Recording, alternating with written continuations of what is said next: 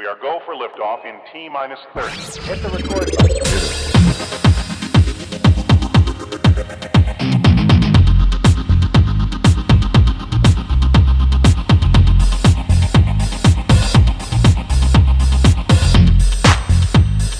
Gosh, that's swell.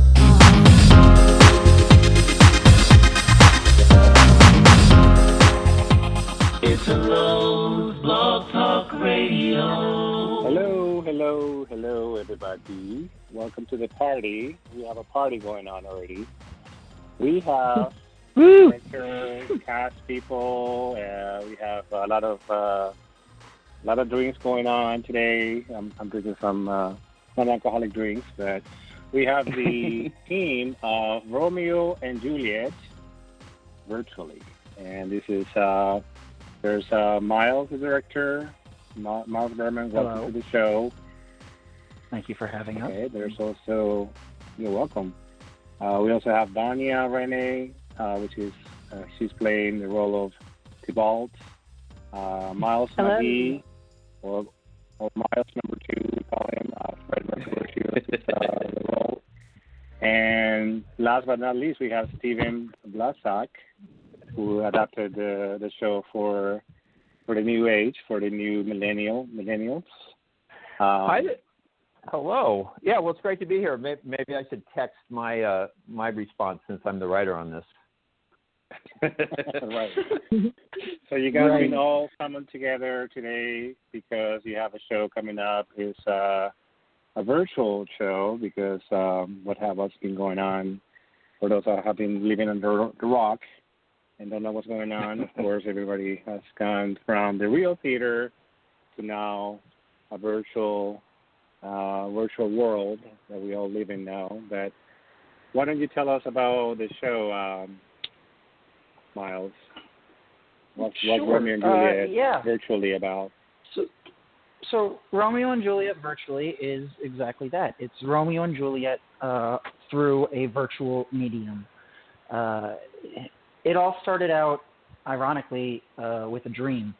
Someone that ended up being my producer had a dream about me and then called to see if I was okay. And then that led to another phone call and then another meeting. And then all of a sudden, within like the next 3 days, I went from not doing anything to producing a show on Zoom, I guess you could say. And,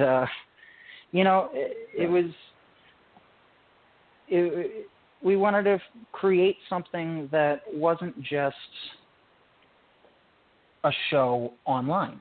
We wanted to use the virtual medium to the advantage of the storytelling. So it's literally that. It's Romeo and Juliet virtually.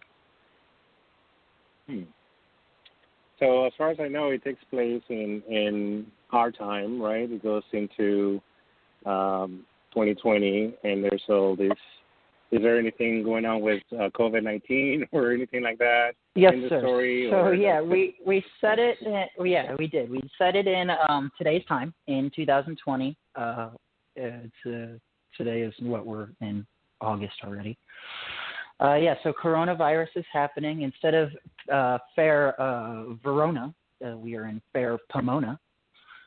In California. And so all of the characters they're in quarantine, and they are now forced, like the rest of us, to communicate and have their parties and their scuffles and their loves and their hates all on video chat, just like we are. And it's really fun to watch. It's really fun to see how these characters can still interact in the same exact ways as before, just in a brand new medium. And, Miles and Vanya are doing an incredible job, and the rest of the cast are doing an amazing job at bringing true life and honesty to the characters. Obviously, they'll be able to talk on that more than I can. And it's so cool. It's so cool. I don't know how to describe it. Yeah. Well, and obviously cool, Steven is also someone that it needs to be shined on as well, because he edited Romeo and Juliet to literally fit perfectly to what's going on. Like it doesn't feel like they're missing anything at all. It's cool. All right, so Stephen can explain how do you do that? How do you adapt such a classic, story into a contemporary story that fits the times? Yeah, well, it was a lot of fun. Miles had the idea. It was like, what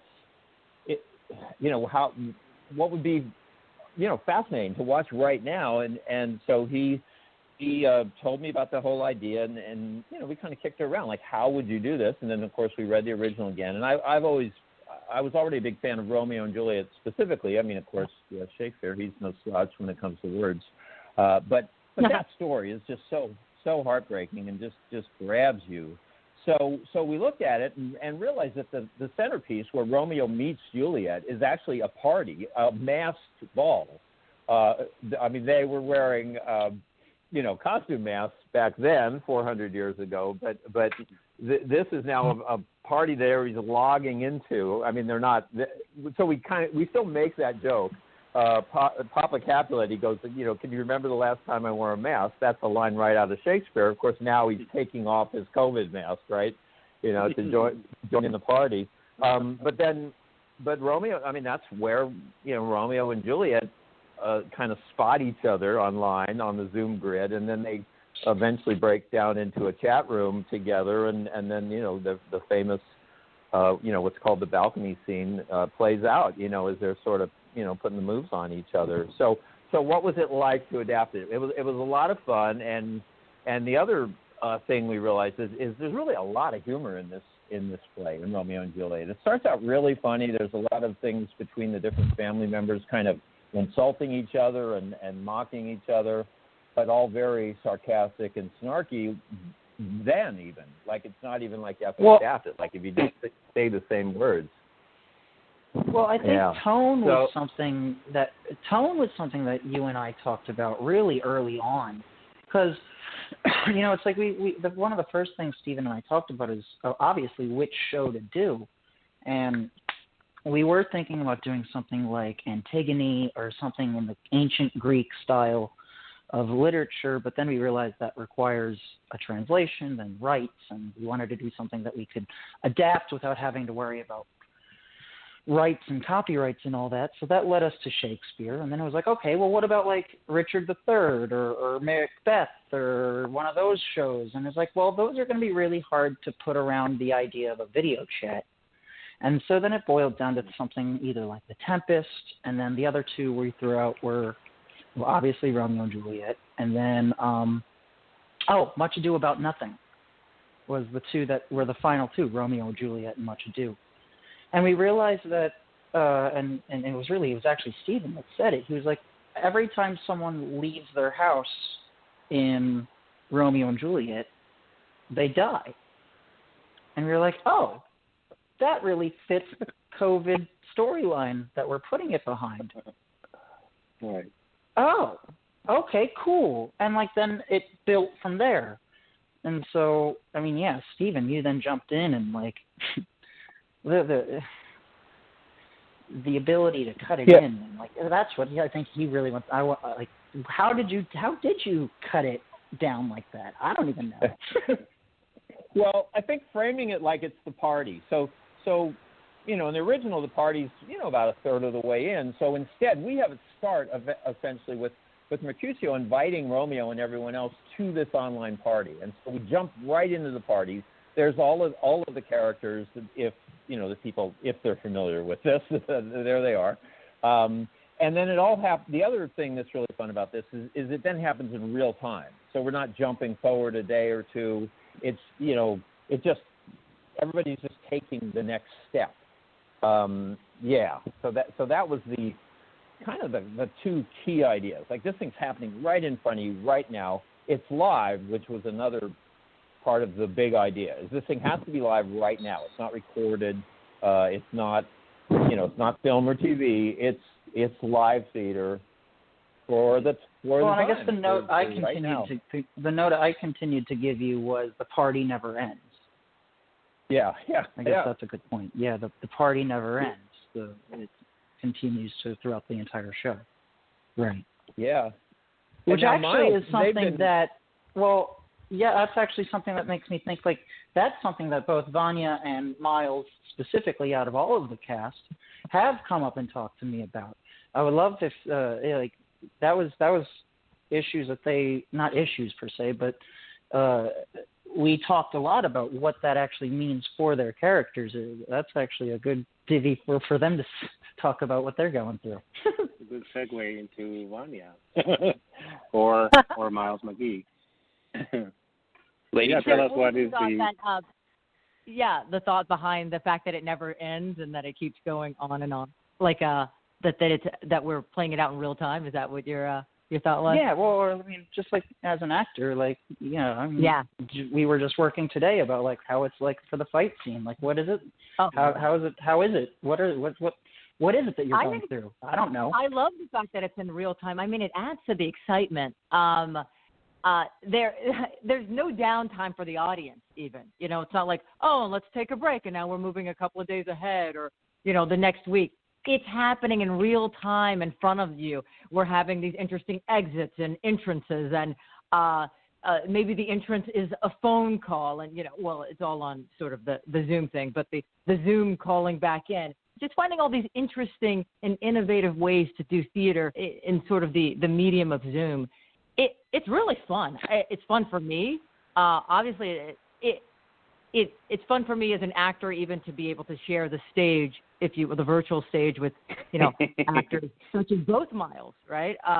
Miles McGee is so fun to play against because, I mean, our characters are both pretty ostentatious out of all of them, and we're definite rivals that kind of have a lot in common as far as our personalities, and just so it's so fun to play off someone that's giving me that sort of energy right back.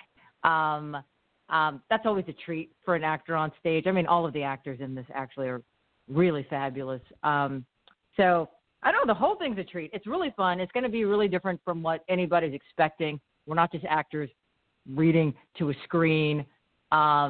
It's a real teleplay. It's real film and theater all wrapped up into one. I mean, don't you feel the same way about that, Miles? I do feel the exact same way. I've been watching. There's a lot of really great work that's happening around the world right now as people try to transition theater from a live forum into an online space. That being said, there is a lot of floating heads, and it can get a little stale. So I'm excited to be a part of this production. It's really very lively. It's very exciting. We were working through part of a death sequence today, and I told my other actors and the director that my adrenaline is pumping. My heart is really, really going now, and it was a really refreshing feeling. We've all been so cooped up that it is nice to get some energy going. Also, I'm happy with how this production has come forth and the way that it's being done, because I can't speak for everyone, but I myself am asthmatic and have to take this COVID scare very seriously, respiratory virus. It's the last thing I need. So it's been really nice to be able to be creative, but from the safety of my home, and work with so many amazing people. I think it was right before Vanya got on the call today, but I wanted to tell you too, Vanya, that I told everyone today that it's surreal that I haven't met most of you all, but it feels like we've known each other for a bit. We're all very comfortable with one another, and we play well. And it's going to be a really, really fun show, and we are just happy to be part of it. Yeah. Well, and I have a question that's for... actually... Oh, yeah, sorry. Go ahead. I don't know if you can, cut into what you were going to say, Miles, but if you are, can you just ask a question and see where it goes?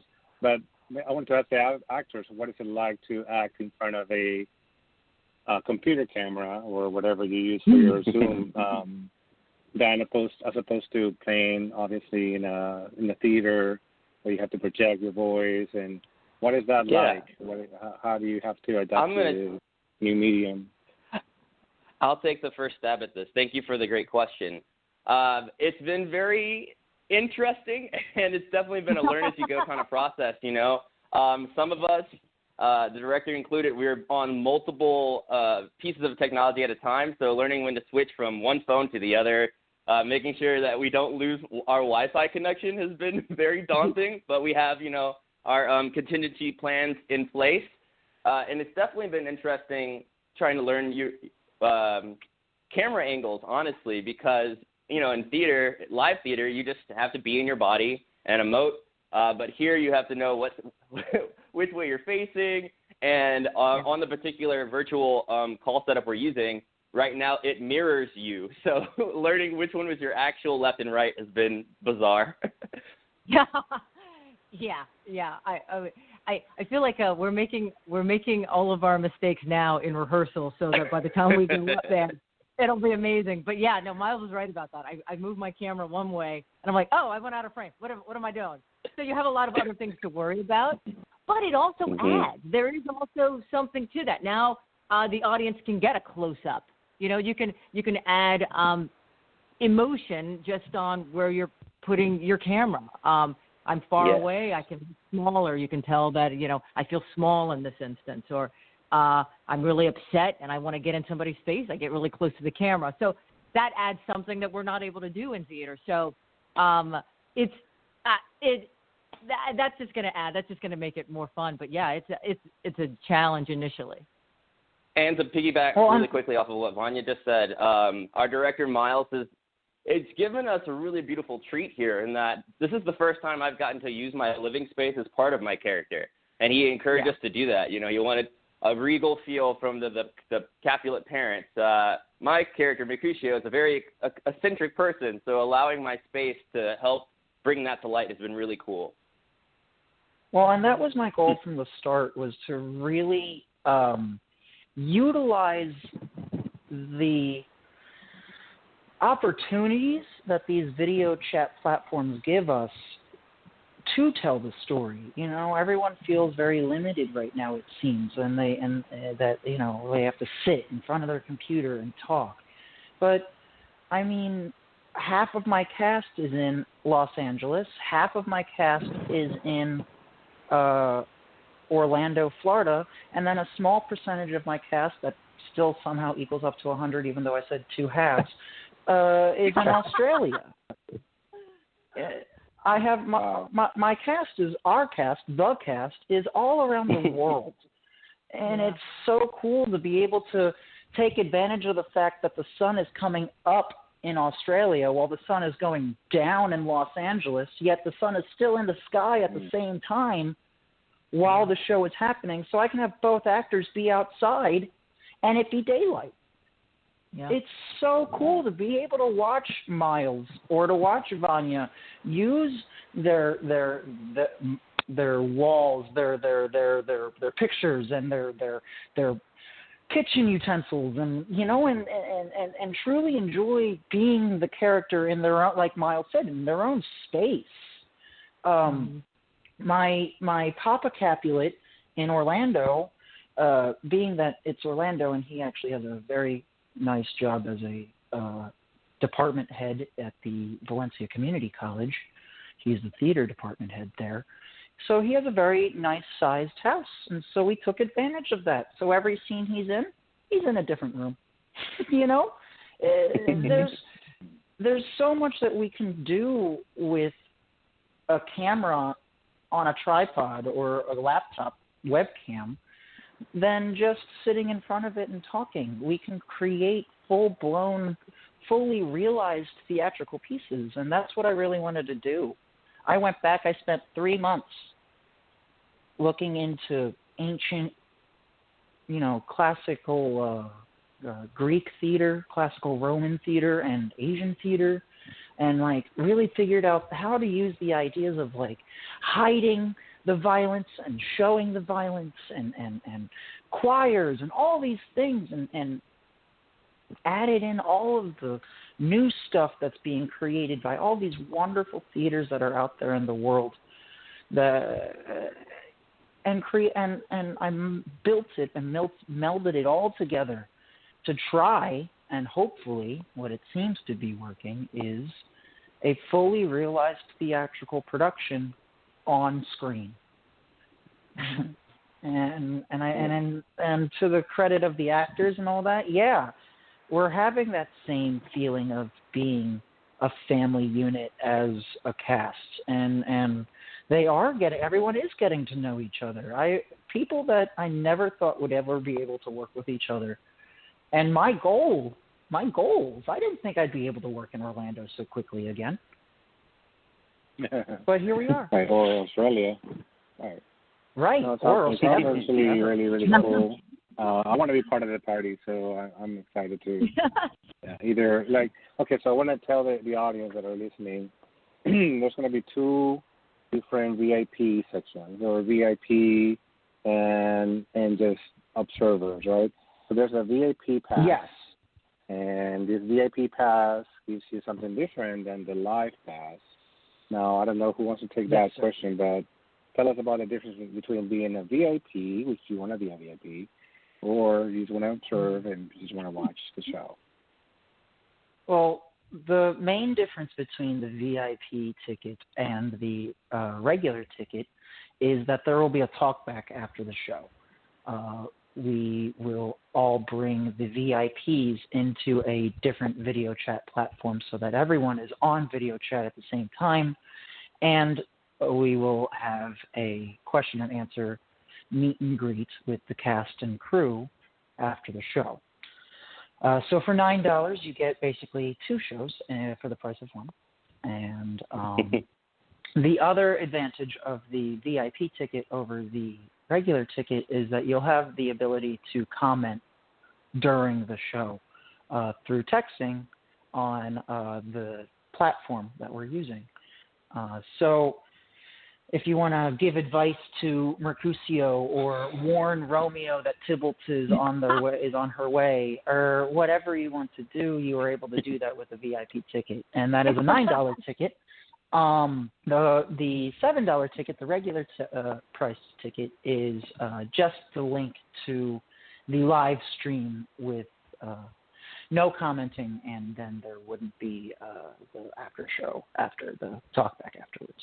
So obviously, the VIP ticket is more fun, but it's $7 for the regular ticket and $9 for the VIP. But it's not a And choose your own actually adventure. What's that? What was that? What's that? Vanya? I said, but it's not a choose your own adventure. I'm still going to kill Romeo. Well, and that actually brings up a good point. That was one of the other things we talked about when first Stephen and I initially talked about when coming up with what show to do. And we picked Romeo and Juliet because it's so well known, right? Yeah. I mean, it's the story that Titanic used to tell the story of the Titanic sinking. Rose, literally her name's Rose.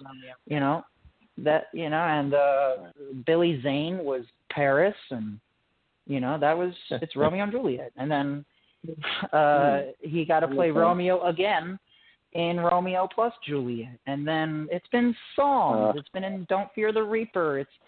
So we picked Romeo and Juliet again. Another reason why is so that the audience doesn't have to worry about knowing the story.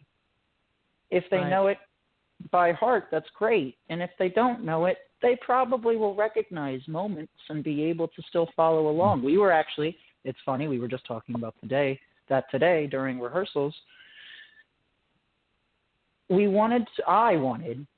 Stephen and I, one of our main goals was to make sure that this was accessible to everyone.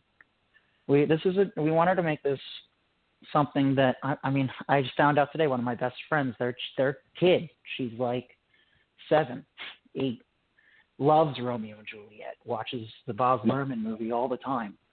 And she bought a ticket first day that they were on sale. Like, she's coming to the show. A 7-year-old just can't wait. Uncle Miles is doing Romeo and Juliet. I can't wait to see it. We're going to have people from all over the world be able to see this show. Literally anyone. I found out someone from London is going to watch this show today. I found anyone can watch this show. So we wanted to make this show as accessible as possible. And one of the main things Stephen and I worked on, and what I'm trying to do now as the director, is make it as visually telling as possible. Because, yes, the language is hard. Everyone knows that. It's Shakespeare. It's 500 years old, 400 years old. But the Right. stories are still relatable. People still argue with each other. People still hate each other. People for no reason. For no reason, people hate each other. That's what everything that's going on with the George Floyd death and Black Lives Matter and everything that's going on there. It's all because of just unbridled, unreasoned hate. And Romeo and Juliet starts out saying that. Don't hate people. Right. I think Stephen told me before that these families didn't even know why they were in a fight to begin with. So this is kind of like what's going on, like you're saying. This represents what's going on in America and worldwide. Seems like where we don't even know where this started, right? So look, the tone of the show needed to be really important. Right now, at least so early on into virtual theater productions, drama hasn't been working from what I've noticed. It's hard because connecting to characters while staring at them on a 2D screen like we are is a lot harder than it is for being in theater. That's why film is so much more spectacular than theaters normally, unless you look at something like Hamilton, but that's not the point. So the tone had to be really important. So comedy was the first thing that really came to our minds. But I still, as an artist, because we're all artists, and the point of being an artist is to send a message in some way, shape, or form. If it's not entertainment, then something else. I wanted to tell a theme, tell a moral. And things like Much Ado About Nothing, right off the top of the bat, doesn't really do that. Much Ado About Nothing was turned into not another teen movie, because that's all it is. It's just Shakespeare's teen movie. Romeo and Juliet is an anti-hate commentary. And everyone thinks that and at least this is my opinion, everyone thinks it's the love tragedy that it's categorized at. And I really don't think that's what it is. I really think that Romeo and Juliet was supposed to be an anti-hate satire. And that's what we turned it into. Right. And then, luckily for us, quote-unquote, I guess you could say, but unfortunate for the people involved and the community that it affects, but, right in the middle of rehearsals is when George Floyd died. And so the importance of this message grew by tenfold, 15, 16,000-fold, however you want to put it. And not to say that the message wasn't important before, because obviously it's important. Someone had a knee on their neck for no reason, but now that it's been brought to the forefront of all of society, we now can stand with that message and help fight with that message in our own ways.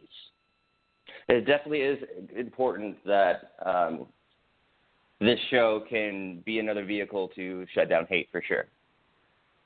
Yes, and that was my initial goal to start, and so I'm glad that I was able to bring this to the world at such a pivotal point in time. It's kind of I think art is particularly I consider myself a poet, and there's 90 seconds. All right, so let's see if this works or not, guys. But basically I wanted to say that as artists, I myself started as doing poetry, and now into the theater as a writer. That's all I want to do is just present a scenario, present a story that will be dark, that will be light, but at the end of the day, it has a message, right? Whatever that message has to be driven to the audience, and so hopefully somebody, they will go in to see Romeo and Juliet virtually and come out with a different, perspective of the show, and how does this relate, this 400-year-old play relate to what's going on, what's happening to us at this time, day and time. Because we're all in it together. We're all in it together, like Romeo and Juliet, right? Exactly. So anyways, I just wanted to give you guys let's just wait 1 second because I want to make sure that they don't. Anyways, guys, long story short, we got cut off last time, so I want to make sure it doesn't happen again. But if you want to get tickets, it's at if you want to get tickets, by the way, it's www.milesbeyondentertainment.com. That's MILES beyondentertainment.com. And that'll lead you straight to the Hollywood Fringe site that we're running our tickets. Guess what, guys? We're virtually still okay. We still have 10 more minutes, or 15 actually, to go. So we're good. Okay. I like but Miles. But Miles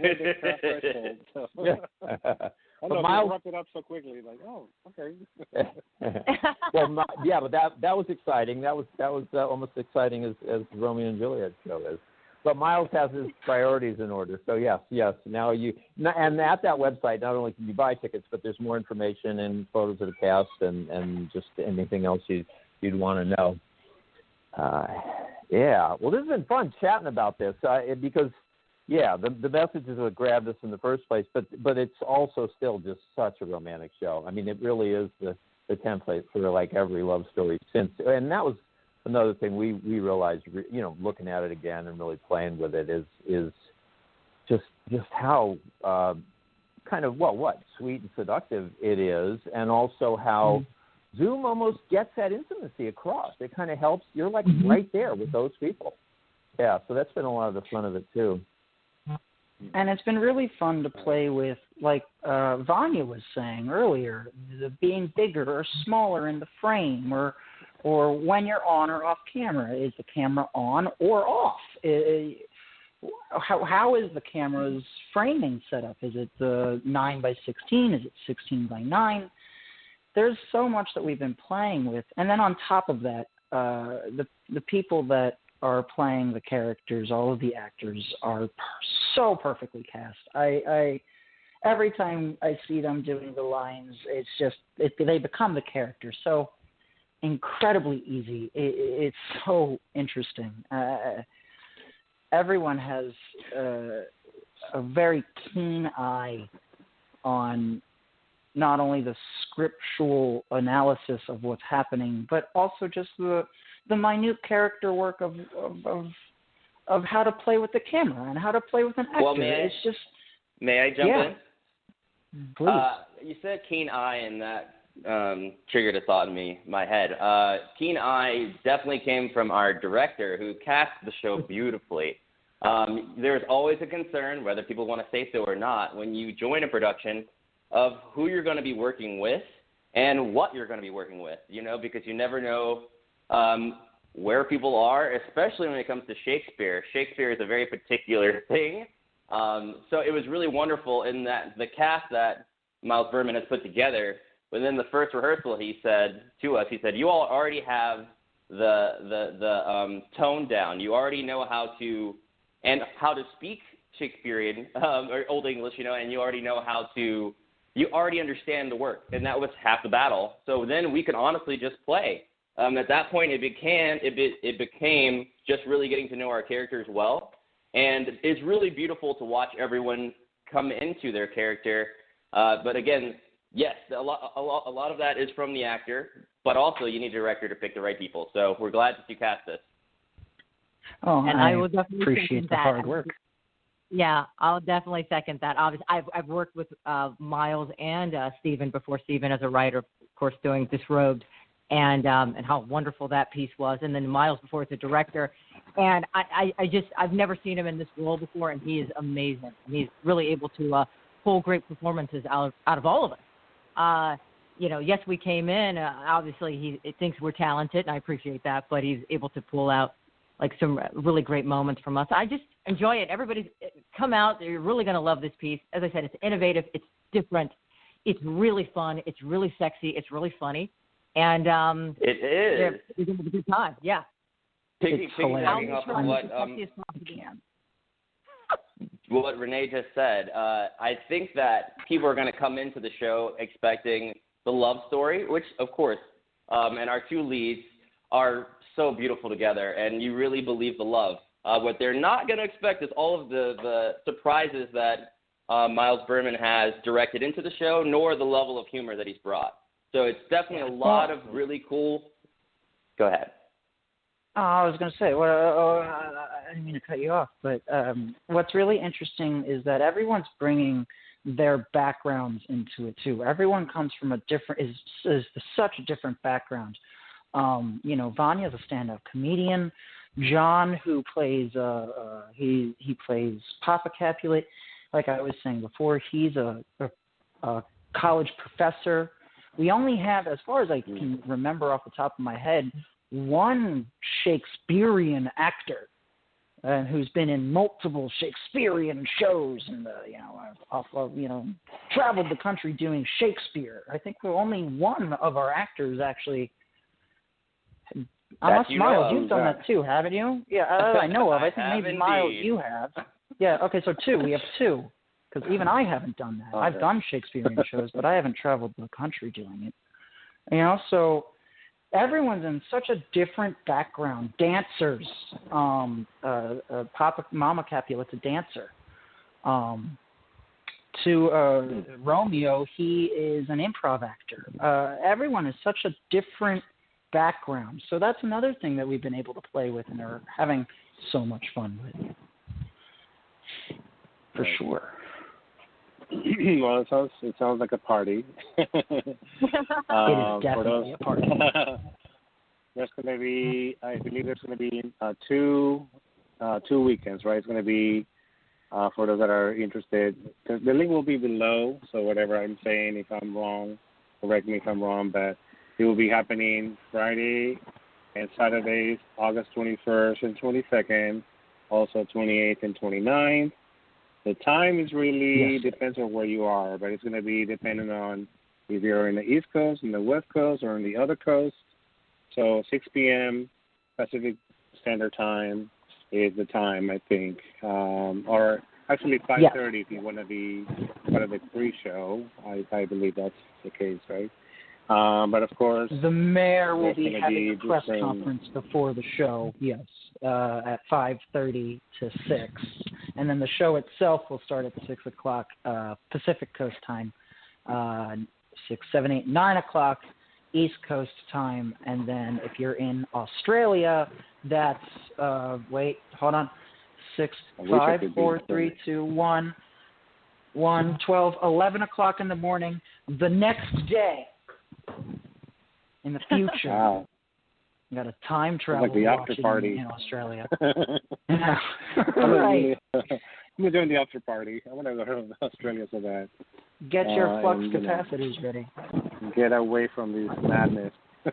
But no, it sounds like an amazing time. I do want to again thank you guys for calling once again. We tried this before. And things didn't go that well. I want to make the audience know that this is actually part 2, the redo of our last meeting that we had. It's a remix, okay. Right? No big deal. But if there's any last words, anything you want to say, you still have a few minutes left. Well, yeah. I actually would like to at least. I would like to thank Matt Quinn from Asylum Theater and Stephen, help me out here. Combined Art Form. Combined Art Form. That's the name of his other company. Yeah. Sorry, Matt. I love you.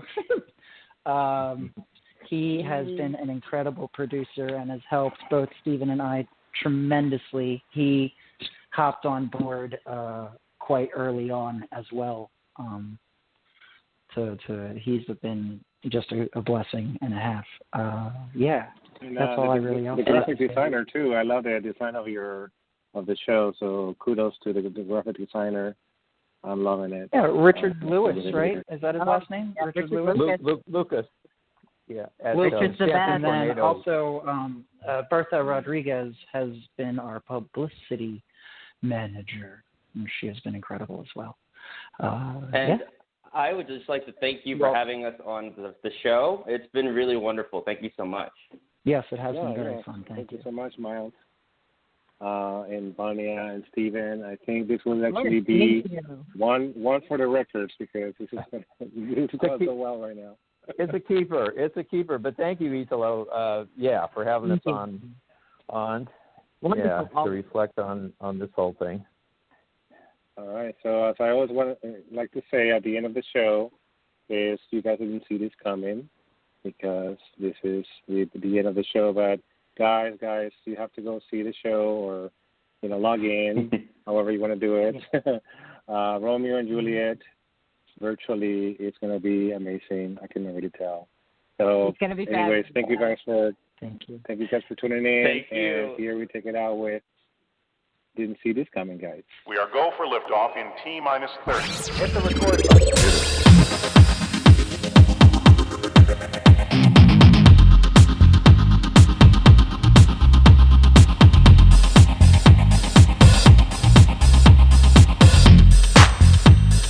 Gosh, that's swell.